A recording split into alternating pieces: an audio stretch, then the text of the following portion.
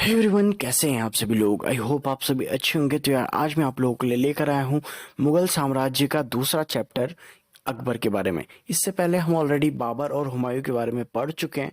तो अगर आप लोगों ने अभी तक उस चैप्टर को नहीं पढ़ा है तो जाके चेकआउट करो उसको। डिस्क्रिप्शन बॉक्स में लिंक होगा या फिर टेलीग्राम ग्रुप का लिंक है, वहां से आप उसका पीडीएफ भी ले सकते हो। आप मेरे इस वाले वीडियो का भी पीडीएफ ले सकते हो। मेरे टेलीग्राम ग्रुप पे जाके आप उसको ज्वाइन कर लो टेलीग्राम ग्रुप को, क्योंकि उस पर मैं यार आपको पॉल्स वगैरह देता रहता हूँ, अच्छी अच्छी क्विज़ेस देता रहता हूँ, डालता रहता हूँ, ताकि आपके अच्छे अच्छे क्वेश्चंस की प्रैक्टिस होती रहे। तो जाके उसको भी चेकआउट करो टेलीग्राम ग्रुप को, और उस पर से मेरे जितने भी पीडीएफ हैं उन सबको भी डाउनलोड कर सकते हो आप। तो चलो शुरू करते हैं। और अगर यार शुरू करने से पहले मैं आपको बता दूं, अगर आप लोगों ने अभी तक चैनल को सब्सक्राइब नहीं किया है तो सब्सक्राइब कर लो, बेल आइकन को दबा लो। और हाँ, इसके अलावा मेरे जो शॉर्ट वीडियोस पड़े हैं उनको भी जाके चेकआउट करो, क्योंकि उनमें मैंने आपको पूरे टॉपिक के पीडीएफ दिए हुए हैं। तो जाके उसको भी चेकआउट करो। तो चलो शुरू करते हैं। तो देखो, अकबर जो था उसका कार्यकाल था 1556 से 1605 में। इसके बाद में 1542 ईस्वी को हमीदा बानो बेगम के गर्भ से अमरकोट के राणा वीरसाल के महल में अकबर यानी कि जलाल का जन्म हुआ। अब इनके बचपन का नाम था जलाल। अकबर का जो राज्याभिषेक हुआ 1556 ईस्वी में पंजाब के कलानौर नामक स्थान पर हुआ। अकबर जलालुद्दीन मोहम्मद अकबर बादशाही गाजी की उपाधि के साथ सिंहासन पर बैठा। अब आपसे ये क्वेश्चन पूछा जा सकता है कि अकबर कितने साल की उम्र में सिंहासन पर बैठा था। तो ये 13 साल की उम्र में सिंहासन पर बैठा था।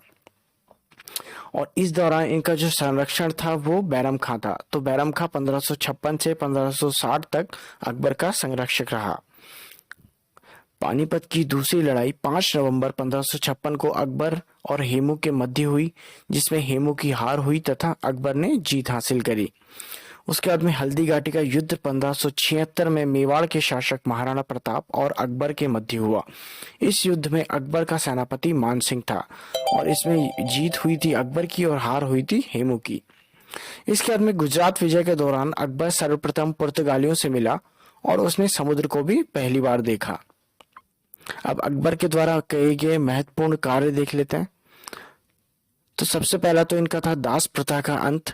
तो 1562 में इन्होंने दास प्रथा का अंत किया। अब ये क्या होती थी, तो जब भी युद्ध में लड़े जाते थे और उस दौरान जो भी राजा हार जाता था तो उसके जितने भी सैनिक आते थे या जितने भी उनकी प्रजा होती थी उन सबको दास बना लेते थे जो दूसरे राजा होते थे। लेकिन इन्होंने इसका अंत किया। इसके बाद में तीर्थ यात्रा कर समाप्त किया इन्होंने 1563 में। जजिया कर समाप्त किया 1564 में और दीन ए इलाही की स्थापना की 1582 में। अब दीन ए इलाही धर्म का प्रधान पुरोहित अकबर था तथा इस धर्म को स्वीकार करने वाला पहला तथा आखिरी हिंदू बीरबल था। राजस्व प्राप्ति की जब्ती प्रणाली अकबर के शासनकाल में प्रचलित थी। अब अकबर के नवरत्न के बारे में बात कर लेते हैं। तो एक थे अबुल फजल, फैजी, तानसेन, बीरबल, टोडरमल, राजा मानसिंह, अब्दुल रहीम खाने खाना, फकीर अजीमुद्दीन और मुल्ला दो प्याजा। अब अबुल फजल के बारे में थोड़ा डिटेल देख लेते हैं। तो अबुल फजल जो थे, इनके बड़े भाई फैजी अकबर के दरबार में राजकवि थे। इन्होंने अकबर नामा ग्रंथ की रचना की थी। बीरबल, तो बीरबल के बचपन का नाम महेशदास था। सबसे पहला तथा आखिरी हिंदू था जिसने दीन इलाही स्वीकार किया। इसके बाद में तानसेन आते हैं आपके। तो तानसेन जो थे, संगीत सम्राट तानसेन का जन्म 1506 में ग्वालियर में एक ब्राह्मण परिवार में हुआ। इनकी जो समाधि है वो भी ग्वालियर में ही है। इनके बचपन का नाम रामतनु पांडे था। इनकी प्रमुख कृतियां मियाँ की तोड़ी, मियाँ मल्हार, मियाँ का सारंग, दरबारी आदि था। अकबर ने इन्हें कंठाभरण वाणी विलास की उपाधि दी। तो ये आपसे क्वेश्चन पूछा जाता है कि अकबर ने किसे कंठाभरण वाणी विलास की उपाधि दी, तो उन्होंने तानसेन को दी थी। और आपको एक चीज याद रखनी है कि तानसेन जो थे हरिदास के शिष्य थे। अकबर के दरबार का प्रसिद्ध चित्रकार अब्दुल समद था। दसवंत और बसावन अकबर के दरबारी चित्रकार थे। सूफी संत शेख सलीम चिश्ती अकबर के समकालीन थे।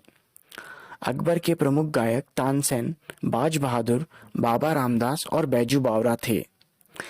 इसके बाद में अकबर की महत्वपूर्ण कृतियों के बारे में पढ़ लेते हैं। तो हुमायूं का मकबरा, आगरे का लाल किला, फतेहपुर सीकरी में शाही महल, दीवाने खास, पंचमहल, बुलंद दरवाजा, जोधाबाई का महल, इलाहाबाद का किला, लाहौर का किला, इन सब का निर्माण अकबर ने करवाया। इसके बाद में ये जो है आपका बुलंद दरवाजा है। अब बुलंद दरवाजे का निर्माण अकबर ने गुजरात विजय के उपलक्ष्य में करवाया था। अकबर ने अनुवाद विभाग की स्थापना की, जिसमें नकीब खां, अब्दुल कादिर बदायूनी तथा शेख सुल्तान ने रामायण और महाभारत का फारसी अनुवाद किया। महाभारत का जो फारसी अनुवाद था उसका नाम रखा रज्मनामा, यानी कि युद्धों की पुस्तक। इसके बाद में पंचतंत्र का फारसी अनुवाद अबुल फजल ने अनवर सादात नाम से तथा मौलाना हुसैन फैज ने यारे दानिश नाम से किया। हाजी इब्राहिम ने अर्थवेद का, अब्दुल रहीम खाने खाना ने तुजुक ए बाबरी का तथा फैजी ने लीलावती का फारसी में अनुवाद किया। चारबाग बनाने की परंपरा अकबर के समय शुरू हुई। सिरी कलम की उपाधि अब्दुल समद को एवं जड़ी कलम की उपाधि मोहम्मद हुसैन कश्मीरी को दी। 16 अक्टूबर 1605 को अकबर की मृत्यु हो गई। इसे आगरा के निकट सिकंदरा में दफनाया गया। अब यहाँ पर आपका जो है थ्योरी सेक्शन कंप्लीट होता है। अब आपके जो कुछ महत्वपूर्ण प्रश्न लेके आ रहा हूँ मैं, तो चलो उनको करते हैं और देखते हैं आपको कितना समझ में आया। तो पहला है आपका, तैमूर वंशावली के मुगल वंश का तीसरा शासक कौन था? तो ऑप्शन ए इसका राइट आंसर होगा अकबर। क्वेश्चन 2, दीन ए इलाही धर्म की स्थापना किसने की? तो ऑप्शन बी इसका राइट आंसर होगा अकबर ने। क्वेश्चन 3 है, कितने वर्ष की आयु में अकबर राजगद्दी पर बैठा? तो ऑप्शन बी इसका राइट आंसर होगा 13 वर्ष की आयु में। और इसका संरक्षण कौन था? कमेंट बॉक्स में लिखना है आपको। क्वेश्चन 4 है, अकबर और हेमू के मध्य कौन सा युद्ध हुआ? तो ऑप्शन बी इसका राइट आंसर होगा पानीपत का द्वितीय युद्ध। ठीक है, अब ये किस सन में हुआ था ये आपको कमेंट बॉक्स में लिखना है। क्वेश्चन 5, अकबर का संरक्षण कौन था? तो ऑप्शन बी इसका राइट आंसर होगा बैरम खां। क्वेश्चन 6 है, अकबर ने सम्राट बनने पर बैरम खां को कौन सी उपाधि दी? तो ऑप्शन ए इसका राइट आंसर होगा खाने खाना की। क्वेश्चन 7 है, हल्दी घाटी का युद्ध कब लड़ा गया? तो ऑप्शन बी इसका राइट आंसर होगा 1576 में। क्वेश्चन 8 है, किस राजपूत वंश ने अकबर के सामने समर्पण नहीं किया? तो ऑप्शन ए इसका राइट आंसर होगा सिसोदिया वंश ने। क्वेश्चन 9 है, गुजरात विजय की याद में अकबर ने किसका निर्माण करवाया? तो ऑप्शन बी इसका राइट आंसर होगा बुलंद दरवाजा।